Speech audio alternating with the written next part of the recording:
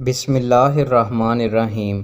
رسول اللہ صلی اللہ علیہ وآلہ وسلم نے ارشاد فرمایا، اللہ کہتا ہے اے آدم کے بیٹے، اگر تیرے گناہ آسمان کو چھونے لگے پھر تو مجھ سے مغفرت طلب کرنے لگے تو میں تجھے بخش دوں گا اور مجھے کسی بات کی پرواہ نہ ہوگی۔ رسول اللہ صلی اللہ علیہ وآلہ وسلم نے ارشاد فرمایا، اپنے ماں باپ کو گالی دینا کبیرہ گناہوں میں سے ہے۔ صحابہ نے عرض کیا، اللہ کے رسول، بھلا کوئی آدمی اپنے ماں باپ کو بھی گالی دے گا؟ آپ نے فرمایا، ہاں، وہ کسی کے باپ کو گالی دے گا تو وہ بھی اس کے باپ کو گالی دے گا، اور وہ کسی کی ماں کو گالی دے گا تو وہ بھی اس کی ماں کو گالی دے گا۔ رسول اللہ صلی اللہ علیہ وآلہ وسلم نے ارشاد فرمایا، بیٹیوں کو ناپسند مت کرو، کیونکہ میں بھی بیٹیوں والا ہوں، اور بلا شبہ یہ بیٹیاں تو بہت محبت کرنے والی غمگسار اور بہت زیادہ مہربان ہوتی ہیں۔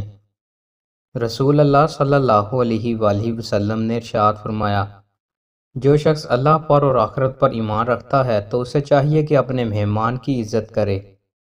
رسول اللہ صلی اللہ علیہ وآلہ وسلم نے ارشاد فرمایا، عورت جب خوشبو لگا کر مجلس کے پاس سے گزرے تو وہ زانیہ ہے۔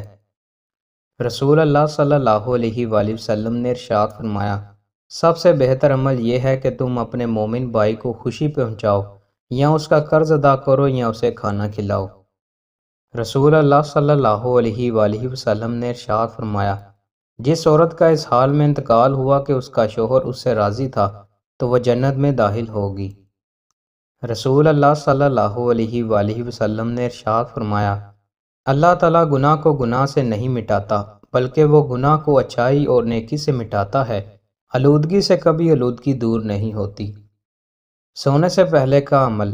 رسول اللہ صلی اللہ علیہ وآلہ وسلم ہر رات جب بستر پر آرام فرماتے تو اپنی دونوں ہتھیلیوں کو ملا کر قل ھو اللہ احد، قل اعوذ برب الفلق اور قل اعوذ برب الناس تینوں صورتیں مکمل پڑھ کر ان پر پھونکتے، اور پھر دونوں ہتھیلیوں کو جہاں تک ممکن ہوتا اپنے جسم پر پھیرتے تھے۔